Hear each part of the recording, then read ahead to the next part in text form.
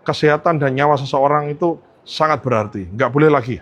Saya sebagai Kepala Badan Gizi yang baru ini memastikan itu. Zero toleran terhadap peracunan, zero toleran terhadap tindak pidana korupsi dan hengki-pengki, ngentit-ngentit duit itu nggak boleh lagi. Jadi ini saya kunjungan ke Semarang merespon dari laporan adanya keracunan dari SMK Negeri 6 Semarang ya. Jadi ada sekitar 700 sekian, itu kemudian ada yang mual, ada yang buang air dan seterusnya. Dari sekitar 700-an itu yang dirawat 13, ada yang di rumah sakit, ada yang di Puskesmas. Nah ini alhamdulillah tadi sudah kita tengok, kondisinya sudah baik. Intinya kalau ikuti SOP harusnya tidak boleh ada lagi keracunan. Kapan masak, apa yang dimasak, apa yang boleh dimasak, apa yang tidak boleh dimasak, apa yang boleh dikasihkan ke anak-anak, itu kan sudah ada SOP-nya, harusnya diikuti saja, mestinya tidak ada masalah. Ya. Sejauh ini investigasi yang kami terima adalah ada beberapa bahan, ya ada daun singkong, ada bumbu rendang dan lain-lain. Kita lagi cek, minta dari Dinas Kesehatan untuk dicek labnya. Kita butuh waktu paling tidak ya 7 hari, 5 hari kerja begitu untuk sampai dengan hasilnya.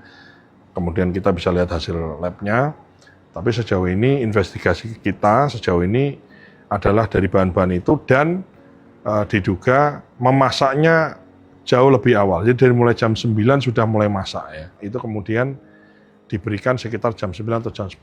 Jadi ini cukup lama, karena yang dikasih makan bukan hanya SMK Negeri 6, tapi juga beberapa sekolah yang lain. Nah, sekolah yang lain itu dikasihkannya lebih pagi. Jadi kondisi makanannya masih fresh, masih baik. Gitu. Karena apa? Karena tadi masaknya kecepatan. Jadi kita akan terus, kita udah siapkan sistemnya. Ini sekarang lagi kita paksa semua dapur ya. Ini ada di sini ada korcam dan lain-lain.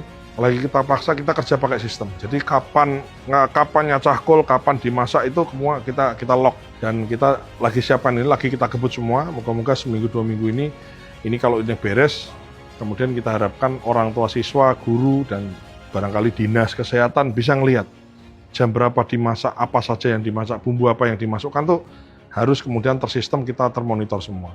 Yang bisa dimonitor oleh semua orang. Kira-kira itu sih. Apakah ada sanksi nanti Pak yang akan diberikan?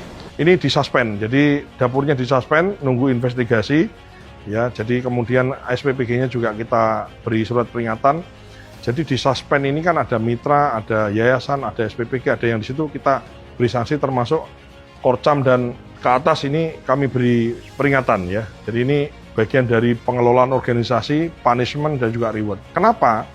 Karena dengan kita disiplin, kita kemudian memberikan sanksi yang sedikit tadi, itu bukan hanya untuk memperbaiki yang sedikit yang salah itu menjadi baik, tapi bagaimana yang sudah baik ini juga terjaga. Kan intinya kan bukan hanya ngasih sanksi yang salah, tapi juga mempertahankan yang sudah baik ini untuk terus tetap baik. SPPG mungkin supaya kejadian sepertinya tidak terulang lagi. Ya, supaya tidak terulang lagi harus ikuti SOP. Kemudian SOP diikuti, sistem diikuti, terus kemudian komandannya kepala dapur SPPG. Saya paham Anda punya chef, Anda punya pengawas gizi, Anda punya orang-orang yang kerja di situ. Barangkali mungkin ada 1-2 yang ada yang ngeyelan lah, ada yang apa. Harus ada leadership di situ. Kalau misalnya ada di antara pegawai di dapur itu yang barangkali mungkin susah dikasih tahu untuk cuci tangan lah, atau memakai SOP harus pakai sarung tangan, pakai masker enggak. Ya harus dikeluarin, harus tegas ini. Karena nyawa, kesehatan dan nyawa seseorang itu sangat berarti, nggak boleh lagi. Saya sebagai Kepala Badan Gizi yang baru ini memastikan itu. Zero toleran terhadap peracunan, zero toleran terhadap tindak pidana korupsi dan hengki-pengki, ngentit-ngentit duit itu nggak boleh lagi. Kita tegas di situ.